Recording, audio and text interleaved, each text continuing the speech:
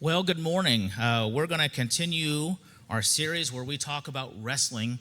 Last week Pastor Peter talked about wrestling with the big picture.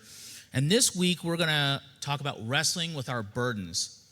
Life is hard, if you have not noticed. You probably learned that in the first 30 seconds of life, is this thing can be really hard. But whenever you come from a place of dysfunction and poverty and chaos and uncertainty, it makes it even that much more difficult. And then through that, it adds a whole bunch of heaviness to our lives, a whole bunch of chains that are hard, that are heavy, that ensnare us.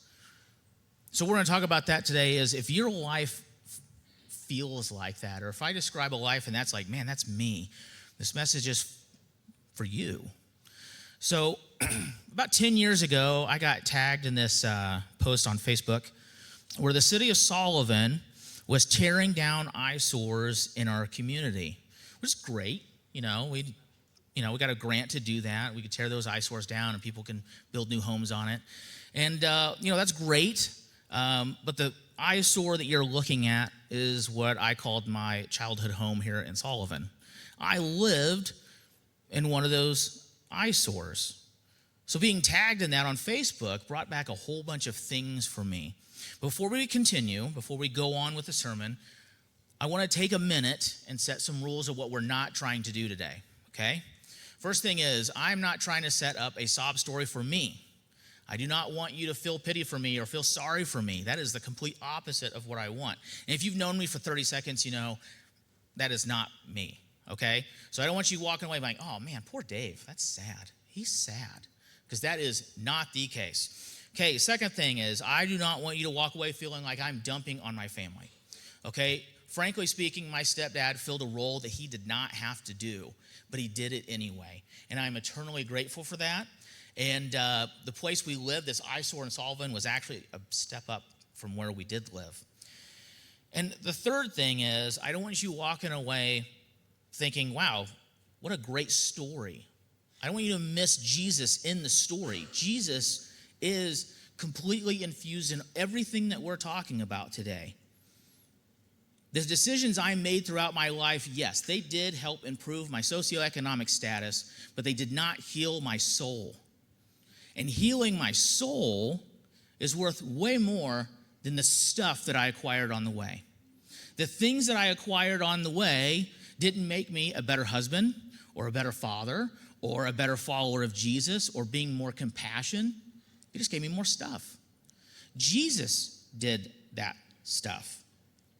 So when I got tagged on this Facebook post, it just brought back these feelings of like how I felt in junior high and high school. I had no confidence, right? I felt inadequate. I felt like I didn't belong. I felt like my reputation was like the kid who lived in a shack. Now, you may have known me in high school. I'm like, wow, that wasn't what I thought of you, but that's what I felt. And that affected me deeply throughout my entire junior high and high school career. I felt like I couldn't bring my friends over to a house that had animals that would crawl through the floor, But looking back as an adult and knowing those friends that I had as adults now, they were my friends. Of course they would have came over. Of course they would have been fine with that. But as a junior high kid, you're like, oh, they can't come over. I can't let them come over. So I felt like that I had escaped this world, escaped this reputation, because I lived in Northeast Indiana at the time, and I felt like it was coming back for me. And then when I looked at the post and I read through the comments, it almost validated that. So if you get one thing from today, don't read the comments, okay? There's nothing in there for you. There's nothing good in the comments. Don't read the comments. I read the comments, and it just brought it back. But Jesus had done a work in me, and I had to remind myself of that. I had these heavy burdens, these chains at one time, and Jesus took care of that. Now, if I'm describing maybe a life that you lived or a life of someone you know lived, I feel like there's a person in the Bible that can really relate to us, that you hear about her often in the New Testament, and that lady is Mary of Magdala. So Luke, who gets his information from Peter and probably from Mother Mary, in his gospel, he describes some of the women that were with Jesus on this particular place he was going when he was traveling around. And they describe Mary like this. They said, and also some women who had been cured of evil spirits and diseases, Mary, called Magdalene, from whom 7 demons had come out. Now, I'm not smart enough to tell you, was it 7 literal demons, like there goes Frank the demon, he's gone, and there goes Larry the demon, and he's gone? Or was it like a first century Jewish way of saying completely possessed? Because the number 7 represented completeness. So maybe Peter was like, she was completely possessed. She was completely ensnared. She was completely overburdened with these chains of inadequacy and, all sorts of just heavy stuff. That was describing her. And we can make speculations about what Mary was like before she encountered Jesus. Some church traditions has Mary as a prostitute. I don't know if I'm on board with that, but I don't know how Peter does this 40 minutes, no drink, man. He's wild. Peter is wild for that. So I don't know, you can speculate what her life looked like. She lived on the wrong side of town, and she did behaviors that were totally against the culture, and she was whatever, fill in the blank. But what we do know was that Mary was heavy burdened, and Mary was in need of a Savior. So maybe you find this scenario completely relatable. Maybe you look at this picture and you feel like that is what I feel like daily.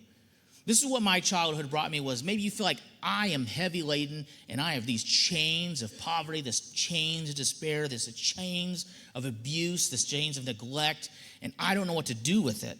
They are too heavy for me to bear, because they are.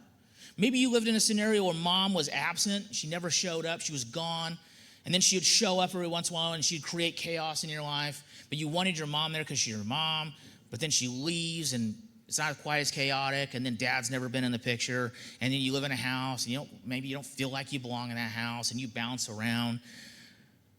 And that chaos and that dysfunction and that poverty create this heaviness, and it's too heavy for us to individually carry. So we pass it off to other people. Sometimes we try to dull it with alcohol and drugs because for a little bit of time, you don't feel the burden, which makes those chains ultimately heavier. It makes your burden heavier. As a kid or a junior high student or a high school student, you oftentimes, the person who really gets these chains is your teacher. And when I taught high school, I often have to remind myself that kids who are a lot because they come from a lot. Maybe as a high school or junior high kid, you pass them on to your classmates and you bully people because you feel inadequate, or you have this bravado, sense of bravado. And I wonder if we just don't know where to turn, if we are completely lost. And one commonality that I've heard in places I've lived or I've traveled, whether that's the ghetto or the trailer park or the wrong side of the tracks or the slums or rural poverty, wherever, it goes something like this. This is how I was born, and this is how I'm always going to be. And I wonder if we were to travel back in time and talk to Mary Magdalene the day before she met Jesus, and we asked her, Mary, what's your life going to look like in 3 years? She'd say, you're looking at it. Here I am. This is my life. This is where I'm stuck. This is what I'm stuck doing. And the problem with that, amongst many things, is that you are denying the healing power of Jesus. What you're saying is, Jesus, I know you healed the blind, and you made the deaf hear again, and you stopped the bleeding woman from bleeding, and you raised not 1, not 2, but 3 people from the dead, and then you called your own death and resurrection and then pulled it off. But with me, you have met your match. And when you say it out loud, like, well, that sounds a little ridiculous, because it is. Jesus tells you in the book of Matthew that come to me, all who are weary and heavy laden, and I will give you rest. If you feel like you relate to this picture, if you feel like life has been heavy and hard, more so than other people, maybe other people just, they don't understand it, right? Maybe you feel like there's nowhere else to turn. The good news is that Jesus can take care of those chains. He can break those chains and give you something new, something different. And I've seen it done in my own life. I've seen it done with other people. I've watched as Jesus took chains of anger and resentment and turned that into forgiveness, chains of pain and suffering and anguish, and turned that into ministry. He's turned chains of hopelessness into a sense of purpose, and chains of addiction and turned that into freedom. And that is available for you. All you have to do is turn to the Father. And this may be instantaneously. Like, you may have heard stories of people who come where they're addicted to something and they come to the altar and then it's gone. And maybe it's a situation where you walk down the path and you slowly start to get free, and then you look back a few years and you're like, holy cow, look how far I came. Crossroads, hopefully, is known for helping introduce people to the Father to experience this freedom that only He can provide. If you're sitting in here and you're a junior high kid and you are like, man, I feel like this is me. Well, Bryce and Carissa Huff and those who help volunteer with them with the crew, they are awesome. And they are passionate about introducing you to the Father. And you may tell yourself, well, that all the kids that are in that group, they're well put together and their lives are pretty great. That's a lie from the enemy. When I was in junior high, I remember my friend Reed invited me to a youth group, and I bought the lie. I didn't go, and I missed out. And I don't want you to miss out. I don't want you to miss this. There's too much freedom available to you. If you're a high school student, and Steve and Stacy Hollis are up here every Sunday and they sing, believe it or not, that's not all they do here. They are passionate about young adults experiencing the love of Jesus. They meet every Sunday, 6? 6:30? 6 o'clock, right? Don't miss out. Don't miss that. Don't live in your chains because that's what you know. Experience the freedom of the unknown, but it's freedom. Pastor Steve has a group of freshmen that meets on Friday mornings at Sullivan called The Chisel, because he's getting you prepared for life. Jump in there. Join that. Seek the Father. If you're an adult and you've lived with these chains for years and you feel like you can't get free and you feel stuck and you feel heavy, burdened, and laden and you don't know quite how to do this, Pastor Stephanie has this awesome ministry she's been doing since 2015 called Heart Sync, which is a prayer intercessory type of ministry, where you're going to meet with her and she's going to pray with you and you're going to encounter the Father. And there has been people who have been freed from all sorts of heavy burden and chains. And that is available to you.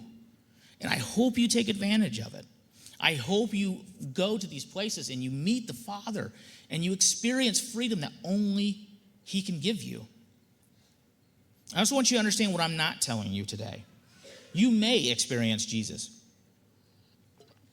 And you may experience this great healing and this great story. And you may wake up and you still live in the trailer park, or the wrong side of the tracks, or the ghetto, or the slums, or wherever you're living. And you're thinking, why am I still here? Well, my best guess is you're still there because there are souls upon souls who need to be met to introduce to the Father, and you're going to be the one who does it. Because you belong to a community that no one else really understands. And you know the ways in which that community operates. And you are going to be the one that sets those people free. You are going to be the one that introduces them to the Father. And whenever I was thinking about this, I was reminded of this girl named Sonia that I've known for a while, but Matt and I got to spend a little time with her this last time we went to India. And she lives in Kolkata. She lives in our orphan home that we have a partner there that takes in a bunch of kids. And this is where she lives. She is from the slums area of Kolkata, right by the train tracks. So if you go to Kolkata and you say the train track slums, people know what you're talking about, because this is where she came from. She's the girl that's giving you the peace sign. Super sweet kid. But her story is filled with pain and loss and poverty and inadequacy. And in that culture, they're not afraid to tell you just how inadequate you are. But then she met the Father, and she came to know Jesus.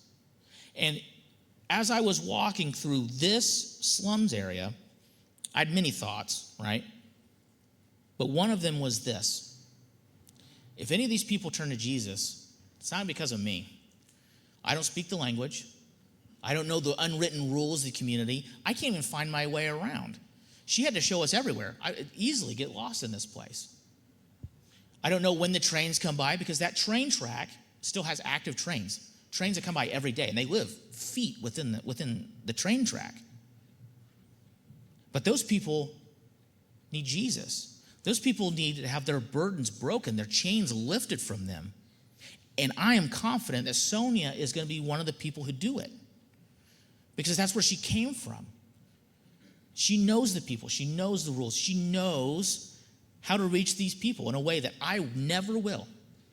I will never go through that slums area and understand it like she does. Or I'm also reminded of the women that we met last year when we went to Uganda. These women oftentimes were single mothers who had nothing. They had nothing except for a mud floor hut that they lived in. And that is all they had. And these were strong believers. Right? These were women that you talked to and you felt something when you walked away. Because when they lived in these areas and they lived in this mud floor hut, they would bring in kids that were not theirs. Because the nothing they had was more than the nothing that child had. And they cared for these kids that weren't theirs. And if they weren't there, there'd be no one there to care for them. If you go to Africa with me next year, you will meet these women. And if you are not inspired by them, I have nothing for you. Because they do something to your soul when you see it. When you see people living for Jesus and they have nothing. So just because you live in an area that's still very difficult, that doesn't mean that the Father's not with you and the Father's not using you. Because the areas that I've described have millions of people in it. Millions of people who need Jesus. Millions of people who need to know the love of the Father. Now, for some of us in here, you're the person in the small group that reluctant when we talk, like, go give me your story. And you're like, well, I had parents that loved me, and I grew up in church, and I'm sorry for that. You know, like you should be apologetic for having great parents, you know. Keep telling that story because everybody in this room wants their kids to have that story. I want my kids to have that story. You want your kids to have that story. Keep telling that story. Maybe you're thinking, well, great message, great story, appreciate hearing it, but that's not my story. But Jesus has something for you too. And if you did this thing, if you took this verse and you tattooed it on your heart, and if our church lived this out, it would change the world. This is a powerful verse that Jesus gives us. And it goes something like this.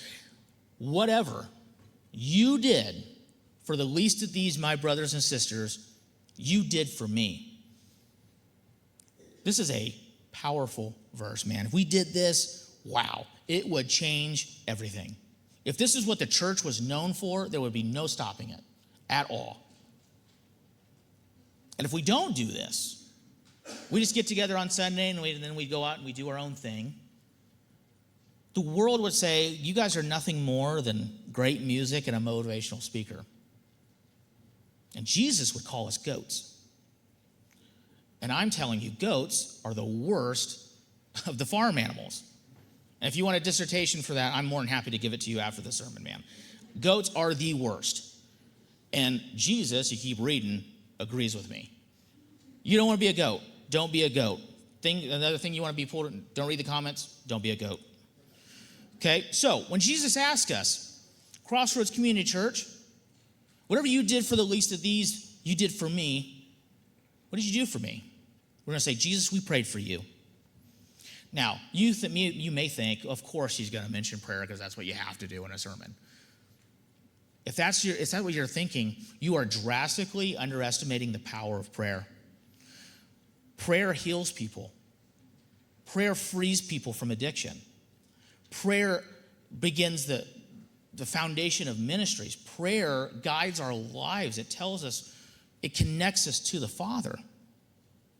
And Jesus spells that out for us with this parable of the persistent widow in Luke 18. And he starts off by saying there was a judge who really didn't care for mercy and didn't care for compassion, didn't care for those things.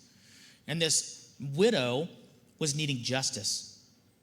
So she kept bothering him over and over and over again. I know I'm paraphrasing. I'm not reading it straight from the book,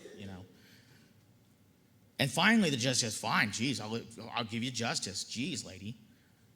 Now imagine our Father's attitude, who does care about justice and has compassion and has love.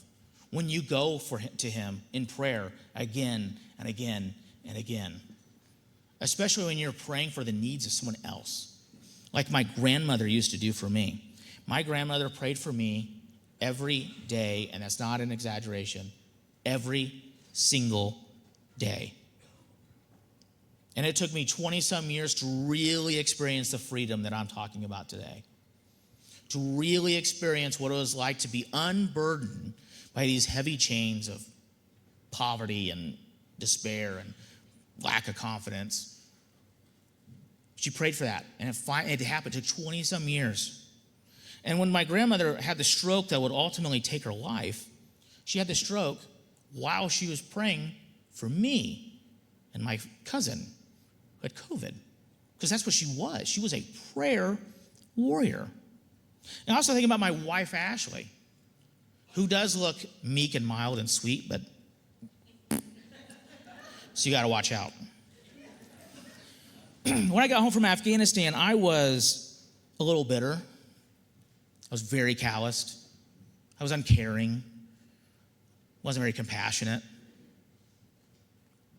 And she prayed for me every day. She envisioned a future where she would be going to church and I would be at home. So she prayed for me. And she prayed for me. And she prayed for me. And slowly I started to come around, and I went to church with her because, I liked her because she was sweet and whatnot. She liked her a little bit.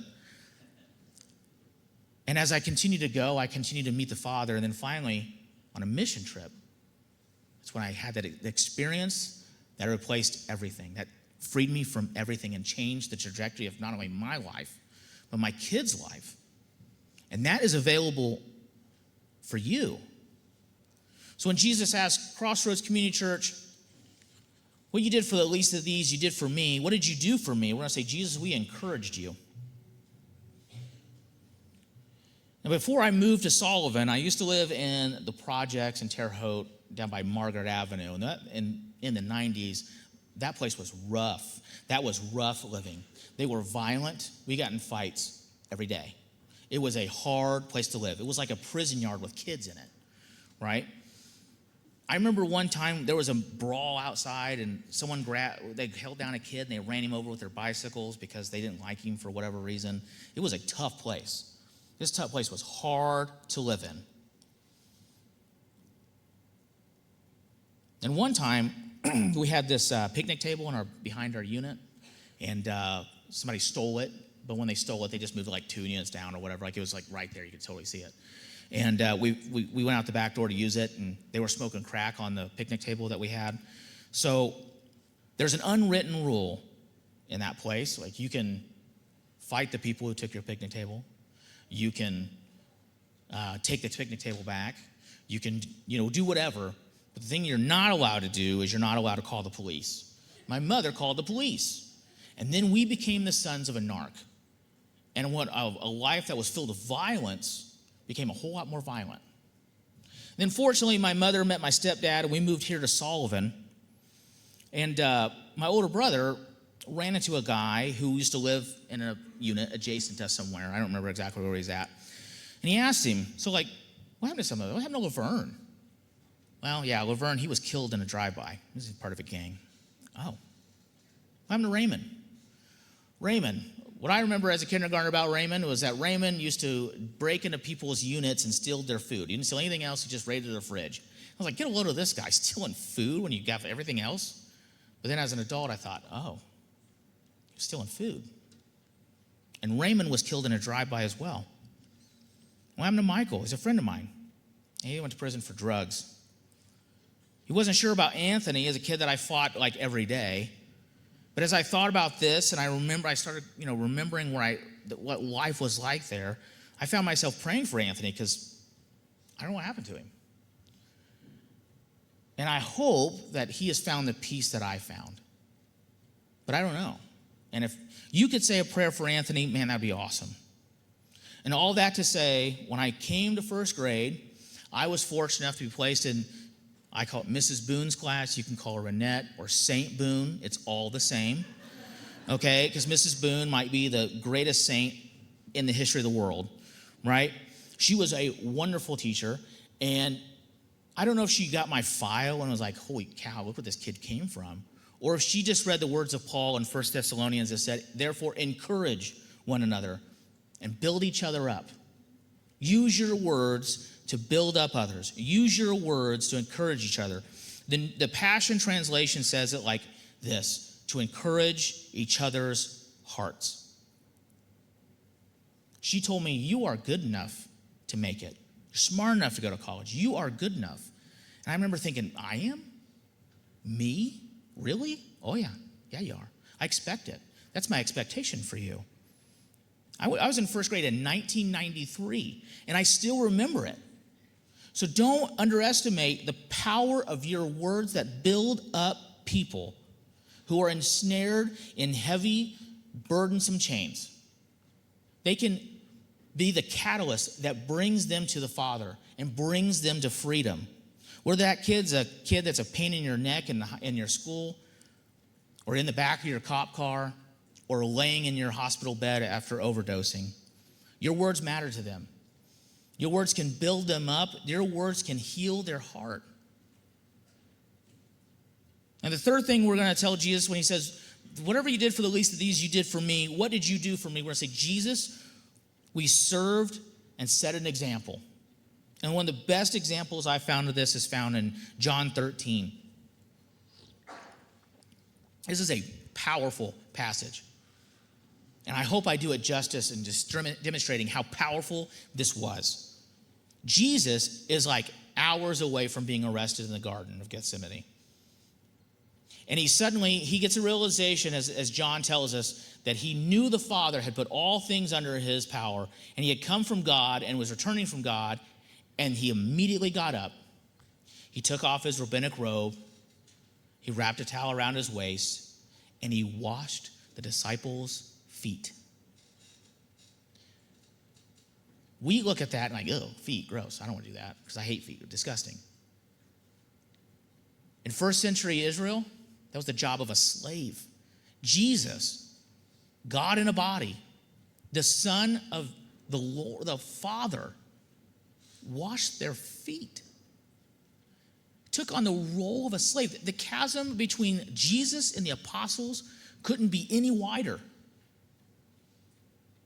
And he set forth an example because he knew that these disciples were going to go out and they're going to do big things and they're going to be well known.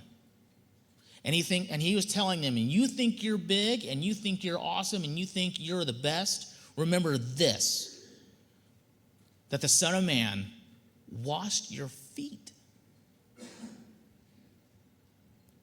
When I think about this, I think about my good friends Matt and Barb Hartzell. They live in Bluffton.